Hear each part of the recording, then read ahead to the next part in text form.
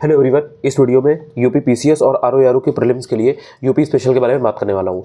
अब आपके एग्जाम के बहुत ज़्यादा समय नहीं रह गया है, बहुत ज़्यादा टाइम नहीं रह गया है, तो यूपी स्पेशल को कैसे टारगेट करें कि इसके मैक्सिमम क्वेश्चंस को आप सही कर पाए एक्यूरेसी के साथ में। तो इसमें सबसे पहले आपको ये समझना पड़ेगा कि जो यूपी स्पेशल है इसमें दो तरीके से क्वेश्चन पूछे जाते हैं। एक होता है स्टैटिक का पोर्शन, ठीक है, जो आपका चेंज नहीं होता है, जो आपका यूपी की स्टैटिक नॉलेज है। दूसरा जो पोर्शन है वो होता है आपका करंट अफेयर्स का, यानी कि यूपी स्पेशल से संबंधित जो करंट अफेयर्स की चीज़ें हैं जो हाल फिलहाल में चल रही हैं पिछले 6-7 महीनों में, 8 महीनों में, वो आपसे पूछी जाती है। तो इन दोनों सेक्शन से क्वेश्चन पूछे जाते हैं यूपी स्पेशल के फील्ड में, ठीक है। अब सबसे पहले आपको ये समझना है कि जो यूपी पीसीएस है इसके अगर प्रीलिम्स की बात की जाए तो इसमें 10 से 15 क्वेश्चन एग्जाम में आते हैं टोटल, ठीक है। इसमें एक करंट अफेयर्स इंक्लूड रहता है। करंट अफेयर्स के क्वेश्चन 4 से 6 के बीच में रहते हैं। उसके अलावा जो क्वेश्चन है वो आपके स्टैटिक के होते हैं। जब आरओ की बात आती है वहां पर वेटेज ज्यादा होता है यूपी स्पेशल के क्वेश्चंस का, और वेटेज ज़्यादा होने की वजह से क्या होता है ना कि यहाँ पर 12 के आसपास क्वेश्चन जो है या 12 से 14 के आसपास क्वेश्चन आपके स्टैटिक के होते हैं, और बाकी के जो आपके 7 से 8 क्वेश्चन या 10 क्वेश्चन तक होते हैं वो आपके करंट अफेयर्स के आ जाते हैं। अच्छा, मैं आपको अभी ये भी बता देता हूँ कि स्टैटिक में किस तरीके के क्वेश्चन पुट हो सकते हैं और होते हैं, और करंट अफेयर्स में किस तरीके के क्वेश्चन आ सकते हैं या आते रहे हैं। सबसे पहले अगर स्टैटिक की बात करें तो यूपी की हिस्ट्री, अब यूपी की हिस्ट्री जो है इसमें एंशिएंट पोर्शन, मिडिवल हिस्ट्री और मॉडर्न पोर्शन, इन तीनों से क्वेश्चन आते हैं, ठीक है। जैसे एंशिएंट हिस्ट्री की अगर आप बात करोगे तो जो हड़प्पा सिविलाइजेशन वगैरह थी, या जो मौर्य पीरियड था, या जो महाजनपद पीरियड था, तो कौन कौन से ऐसे महाजनपद थे जो यूपी में हुआ करते थे, या इसके अलावा अगर आप बात करते हो गुप्त पीरियड की, तो ये सारी चीज़ें आपको एशियन हिस्ट्री में देखने को मिल जाती है। मिडिवल हिस्ट्री की आप बात करोगे तो जो सल्तनत पीरियड था, मुगल पीरियड था, या फिर जो आपका मराठा एम्पायर के आसपास का पीरियड था, संगम पीरियड था, उस टाइम की चीज़ें आपको देखने को मिल जाती है। और मॉडर्न हिस्ट्री की जब आप बात करते हो तो मॉडर्न हिस्ट्री में जो आपका 1857 का रिवोल्ट है, ईस्ट इंडिया कंपनी है, ये सारी चीज़ें आपकी मॉडर्न हिस्ट्री में कवर हो जाती है। अच्छा, यूपी की पॉलिटी जो है वो दूसरा एक इंपॉर्टेंट सेक्शन होता है जब आप यूपी की स्टैटिक नॉलेज की बात करते हो। तो इसमें जो भी पॉलिटिकल एडमिनिस्ट्रेशन वगैरह है, जो भी सीएम है, विधानसभा है, विधान परिषद है, इनका रिप्रेजेंटेशन कैसे होता है, क्या होता है, कितनी सीटें हैं यूपी की, ये सारी चीज़ें आपको पढ़नी होती है। इसके अलावा पहला जो मुख्यमंत्री है यहाँ पर वो कौन था, पहले गवर्नर कौन थे, तो ये सारी चीज़ें आपकी पॉलिटी में ही आ जाती है। इसके बाद यूपी की जो ज्योग्राफी है वो बहुत इंपॉर्टेंट रोल प्ले करती है यूपी स्पेशल के सेक्शन में। इसमें आपको मिट्टियाँ वगैरह देखने को मिलती है, सॉइल वगैरह, जो टाइप्स ऑफ सॉइल है वो आपको यूपी की ज्योग्राफी में ही देखने को मिल जाता है। तो ये सब पूछा जाता है आपसे। डिफरेंट जो एरिया है, तराई रीजन यूपी का कौन सा है, किधर फ्लड ज़्यादा आने के चांसेस रहते हैं या आती है, किधर ढलान है, जो स्लोप है यूपी में वो किस साइड है, भाभा रीजन कौन सा है, ये सारी चीज़ें आपसे पूछी जाती है। तो ये आपका ज्योग्राफी का सेक्शन हो गया। इसके अलावा यूपी की इकोनॉमी भी बहुत इंपॉर्टेंट रोल प्ले करती है। अच्छा, यूपी की इकोनॉमी में बेसिकली कुछ ऐसी स्कीम है जो पुरानी है वो पूछी जाती है आपसे। इसके अलावा करंट अफेयर्स का पोर्शन ज़्यादा पूछा जाता है जिसमें कि बजट और इकोनॉमिक सर्वे आ जाता है। उसके बाद आपका यूपी का जो इन्वायरमेंट है वो भी बहुत इंपॉर्टेंट होता है। इसी में आपकी bird sanctuary, wild life sanctuary, tiger reserve, national park, ये सब आ जाता है। और इसके अलावा जो आपका ज्योग्राफी का एक इंपॉर्टेंट सेक्शन होता है वो होता है रिवर्स का। तो रिवर्स को आप इन्वायरमेंट में भी डाल सकते हो और आप ज्योग्राफी में भी डाल सकते हो। इसके अलावा कुछ ट्राइब्स हो गई, वो बहुत इंपॉर्टेंट होती है यूपी की, वो आपसे पूछी जाती है। इसके अलावा कुछ मिनरल्स हो गए बहुत इंपॉर्टेंट, वो आपसे पूछे जाते हैं। और एक बहुत इंपॉर्टेंट सेक्शन होता है यूपी का, वो है यूपी की सेंसस। ये आपको जरूर पढ़ के जाना चाहिए, इससे डायरेक्ट क्वेश्चंस आते हैं। इसके बाद अगर करंट अफेयर्स की बात की जाए यूपी की, तो इसमें बजट और इकोनॉमिक सर्वे बहुत इंपॉर्टेंट होता है। तो जब जो भी साल चल रहा होता है, जब भी आपका एग्जाम हुआ होता है, तो उस साल यूपी का जो बजट पेश हुआ होता है और जो इकोनॉमिक सर्वे होता है उसको आपको पढ़ करके जाना होता है। इसके अलावा जो लेटेस्ट स्कीम होती है या प्रोजेक्ट होते हैं यूपी गवर्नमेंट के, वो आपको पढ़ करके जाना होता है, वो बहुत इंपॉर्टेंट होता है, उससे क्वेश्चन पूछे जाते हैं। इसके अलावा मेजर जो भी इवेंट्स हुई है या हो रही है यूपी में, तो पिछले 6-7 महीनों की, 8 महीनों की जो स्कीम है वो बहुत इंपॉर्टेंट होती है, जिन पर आपको ध्यान देना होता है।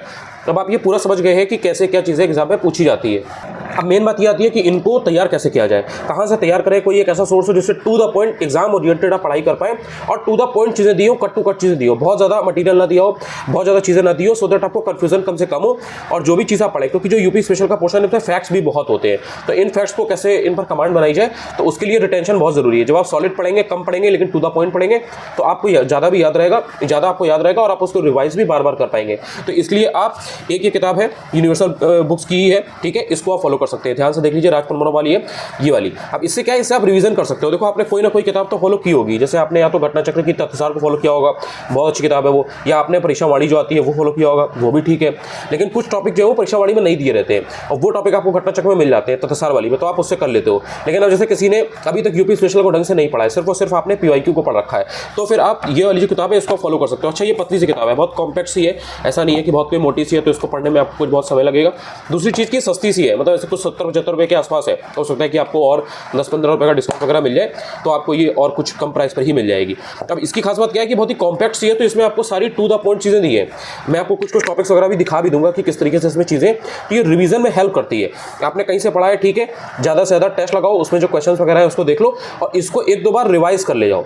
इसमें कुछ ऐसा जा भी नहीं रहा है कि मतलब 60-70 की है तो उसमें ये है कि 1-2 बार उसको बस पढ़ सकते हो मैगजीन के तौर पे, और उससे क्या है कि इसमें जिस तरह से चीज़ें दी है तो वो रिटेन करने में चीज़ों को बहुत आसानी हो जाती है। देखो जैसे कुछ टॉपिक इंपॉर्टेंट दिए हुए हैं, जैसे यूपी है, तो इसमें वन लाइनर फैक्ट के तौर पे आपको मेन चीज़ें जितनी है वो दे दी गई हैं। उसके बाद में आपका ऐतिहासिक परिदृश्य यानी कि जो हिस्ट्री वगैरह है उसके बारे में बताया गया है। फिर आपकी जो यूपी की राजनीतिक और प्रशासनिक तंत्र है उसको बताया गया है। फिर उसके बाद में आर्थिक परिदृश्य है। अच्छा, जो आर्थिक परिदृश्य है ना, उसमें यूपी का बजट इकोनॉमिक सर्वे लेटेस्ट वाला दिया गया है, तो यहाँ से भी तैयार कर सकते हो। इसके अलावा भौगोलिक स्थिति, वही मैंने आपको जो बताया था कि यूपी की ज्योग्राफी आपको तैयार करनी है। जनसंख्या नगरीकरण भी आपको चैप्टर दिया गया है, यूपी का सेंसस। देन वन्यजीव अभ्यारण्य और पक्षी विहार, वो जो एनवायरमेंट वाला सेक्शन है जिसमें आपकी वाइल्ड लाइफ सेंचुरीज और बर्ड सेंचुरीज आ जाती है। देन जो मिनरल रिसोर्सेज वगैरह थे वो भी आपको दिए गए। फिर कृषि एवं पशुपालन, जो भी यहाँ पर मेन फसलें वगैरह होती है ना, क्रॉपिंग पैटर्न वगैरह है, वो आपको दिया गया है। इसके अलावा रिवर हो गई, लेक हो गई, या जो इरिगेशन का सिस्टम है वो पूरा आपको दिया गया है। इसके अलावा जो भी मेन आपकी उत्तर प्रदेश की विरासत वगैरह है, कला और संस्कृति से रिलेटेड चीज़ें वो आपको यहाँ पर देखने को मिल जाती है। और भी जो भी मेन चीज़ें वो सारी आपको दी गई है, योजनाएं वगैरह भी आपको मिल जाती है। अच्छा, इसमें क्या है ना, इसको जब आप पढ़ोगे तो इसमें आपको आसान ये लगेगा कि इसमें इधर उधर की फालतू चीज़ें नहीं दी है, मतलब टू द पॉइंट कंटेंट दिया गया है। उससे क्या, जैसे ये सब है, इसमें हर एक लाइन जो है ना वो समझ लो प्रीलिम्स का एक क्वेश्चन है। तो आपने अगर इसको 2-3 बार पढ़ लिया तो अब देखो जैसे ये सब है, उत्तर प्रदेश का संस्कृत संस्थान है, भाषा विभाग है, हिंदी संस्थान है, या उर्दू को द्वितीय राजभाषा कब घोषित किया गया था 1999। तो टू द पॉइंट एकदम जैसे नोट्स होते हैं ना, नोट्स की फॉर्म में चीजें दी है।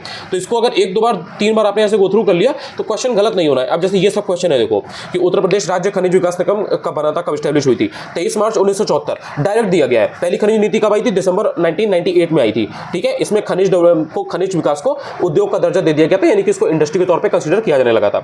तो इस तरीके से जब एकदम टू द पॉइंट कम चीजें रहती है ना, तो दिमाग में कियोस क्रिएट नहीं होता है।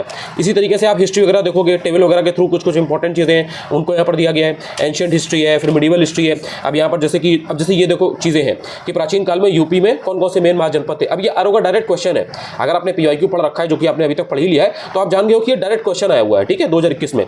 इसी तरीके से जैसे प्राचीन भारत में उत्तर प्रदेश में स्थित गणराज्य, कौन कौन से गणराज्य थे, तो वो यहाँ दिया हुआ है। इसके अलावा जो भी ये बॉक्स वगैरह है, इसमें मेन जो क्वेश्चन है उनको कंपाइल किया हुआ है। तो पहले जब टाइम कम होता है तो ये जो बॉक्स वगैरह है इनके क्वेश्चन को सॉल्व कर लो। अच्छा, यहाँ पर हाईलाइट करके कुछ चीजें ब्लू में दी गई है, उससे क्या है, उन पर पहले फोकस करो। जैसे मेन यहाँ पर कुछ आपको संधियां वगैरह, ट्वीटी वगैरह दी है, उनको देख लिया। इसी तरीके से जैसे ये है कि प्रदेश में स्थित मुगलकालीन स्थापत्य कला के स्थल, यानी कि जो भी आर्किटेक्चर वगैरह है मुगल टाइम का, मुगल आर्किटेक्चर है यूपी का, वो आपको यहाँ पर मेन दिया गया है। जैसे आगरा है, संभल है, फतेहपुर सीकरी है, तो ये आपने डायरेक्ट पढ़ लिया। अब ये आपने अगर पढ़ रखा है तो आपका जो मेन हिस्ट्री के रेगुलर क्वेश्चन आते हैं वो भी सही हो सकते हैं, और जो यूपी की हिस्ट्री पूछ रहा है तो यूपी में से अगर कुछ पूछा जाएगा वो तो आपका सही हो ही रहा है। इसके अलावा एंड में आपको क्या होता है ना, क्वेश्चन देखने को मिल जाते हैं एमसीक्यू टाइप के, ये वाले। इनसे क्या है कि आपने से चैप्टर पढ़ा, उसके बाद में आपने कुछ एमसीक्यू लगा लिए। तो अगर हर चैप्टर या टॉपिक के अगर आपने 30, 40, 50 एमसीक्यू भी लगा लिए तो जनरली वो फिर फैक्ट आपके दिमाग में टिक जाता है, आपसे गलत नहीं होता है। इसी तरीके से जो चैप्टर मेन है ना, पॉलिटिकल जितने भी थे या जो भी एडमिनिस्ट्रेशन वगैरह की चीज़ें थी, जैसे कौन पहला यहाँ पर राज्यपाल था, विधानसभा अध्यक्ष कौन कौन रहे, वो सब आपको ऐसे टेबल के तौर पर दिया गया है। जैसे राज्य सूचना आयोग वगैरह है, राज्य मानवाधिकार आयोग वगैरह है, इसके भी आपको क्वेश्चन देखने को मिल जाते हैं। फिर मैं आपको कुछ चीज़ें आगे की ओर दिखा देता हूँ, सो आप जल्दी से समझ पाओ कि चीज़ें हैं क्या। तो ये एमसीक्यू वगैरह सब आपको देखने को मिल जाते हैं, सेंसस वगैरह की चीज़ें दी गई हैं। जितनी काम की चीज़ है वो उतना ही है, तो उससे क्या है, फालतू का पढ़ना नहीं है। और ये प्रीलिम्स और मेंस वैसे तो सबके लिए है, क्योंकि भाई जो फैक्ट्स हैं वो आपको मेंस में भी देने होते हैं, तो ऐसा नहीं है कि आपका बाद में काम नहीं आएगा, प्री मेंस सब में काम आता है। अब देखो जैसे ये है प्रमुख पक्षी विहार, तो यहाँ पर सारे दिए गए जो मेन उनका ईयर क्या था और वो कहाँ पर है। इसी तरीके से यहाँ पर आपको देखने को मिल जाएगा जो भी वन्यजीव विहार है, यानी कि जो भी वाइल्ड लाइफ सेंचुरीज है, टेबल बनी हुई है, आपने उसको अच्छे से पढ़ लिया तो फिर आप भूलोगे नहीं। उसके अलावा जो मेन झीलें या ताल हैं, ठीक है, वो यहाँ पर आपको लाइन से दी गई है कि कौन से कहाँ पर है।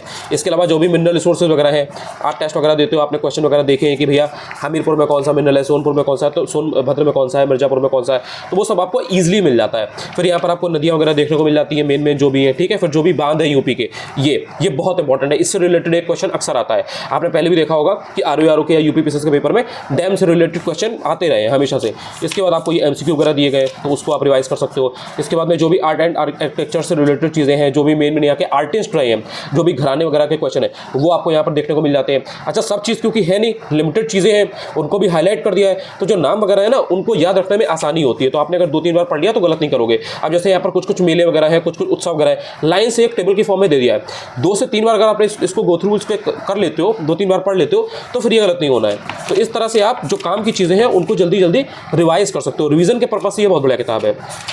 जैसे इसमें यहाँ पर ये है मेन 1 डिस्ट्रिक्ट 1 प्रोडक्ट वगैरह है, या जो भी मेन यहाँ पर इंडस्ट्री है वो सब आपको यहाँ पर दी गई है। तो आपने अगर ये अच्छे से पढ़ रखा है ना, केवल इतनी टेबल पढ़ रखी है, तो ईजिली आप एलिमिनेट कर पाओगे। वहाँ पर अगर 4 ऑप्शन आएंगे, आपको अगर चारों नहीं भी याद है तो एलिमिनेट कर पाओगे। अब जैसे यहाँ पर जो मेन जो भी यूपी के इंस्टीट्यूट वगैरह है, ठीक है, जो भी शोध संस्थान वगैरह है, रिसर्च इंस्टीट्यूट है, वो आपको सारे यहाँ पर दिए गए। इधर ये इतने दिए गए 10-12 और करीब 15-16 इधर दिए गए। इतने अगर आपने पढ़ लिए तो मतलब इसके बाहर से कुछ आएगा नहीं, इसी में से जनरली पूछ लिए जाते हैं।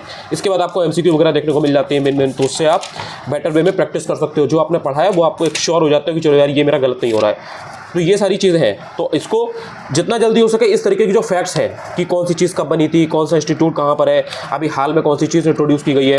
जैसे यूपी के मेन जो प्रमुख मंदिर स्थल हैं तो कुछ ये देख लो, कुछ जो टूरिस्ट स्पॉट है, पर्यटन स्थल है, टूरिस्ट साइट है, इनको देख लो। तो ये सब ऐसी चीज़ें हैं जो रिपीटेडली पूछी गई है।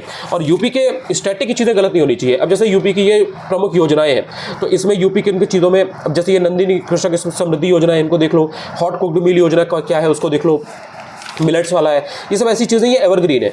ये 2 साल बाद एग्जाम होगा ना, तब भी आपसे पूछी जा सकती है। अब जैसे उत्तर प्रदेश की जो जनसंख्या नीति है, ये 2021 से 2030 तक के लिए है। इसके जो भी मेन फैक्ट्स हैं कि जो टोटल फर्टिलिटी रेट वगैरह है, या जो चाइल्ड मोर्टेलिटी रेट है, या जो मदर मोर्टेलिटी रेट, तो इसको देख लो, क्योंकि ये ऐसी चीज़ है कि आपसे अगले 2-3 साल तक भी पूछी जा सकती है। और ROR में इस तरीके की चीज़ें पूछी जाती है। इसके अलावा जो भी यूपी का करंट अफेयर्स है एकदम नया, मतलब आप कह सकते हो कि जून तक का, वो यहाँ पर आपको पूरा कवर करके ऑलरेडी मिल जाता है। जैसे मार्च है, अप्रैल है, मई है, जून है, तो उससे क्या है कि आपका करंट अफेयर्स भी यहीं के यहीं तैयार होता रहता है। तो यूपी के पर्सपेक्टिव से भी आपको जो करंट अफेयर्स है उसको देख लेना है। तो आई होप कि आपको चीज़ें क्लियर हो गई होंगी कि यूपी स्पेशल को कैसे टारगेट करना है। एक बहुत ही इंपॉर्टेंट सेक्शन है, इसको अगर पढ़ के जाते हो तो आपके कुछ क्वेश्चन ऐसे होते हैं जो शॉर्ट होते हैं कि वहाँ से चीज़ें आएंगी तो मेरी सही होंगी, मेरी गलत नहीं होगी। पहली बार अगर मेरा ये वीडियो यूट्यूब पर देख रहे हैं तो आप चाहे तो चैनल को सब्सक्राइब भी कर सकते हैं, मुझे भी थोड़ा सा इससे मोटिवेशन मिलेगी। इसके अलावा चाहे तो टेलीग्राम चैनल को भी ज्वाइन कर सकते हैं, अनुज चतुर्वेदी ऑफिशियल ही है, ठीक है, जो यूट्यूब चैनल का नाम है ना वही सेम नाम है। तो वहां पर भी जुड़ जाइए, वहां पर भी बहुत सारी चीजें डालता रहूंगा। थैंक यू सो मच यार।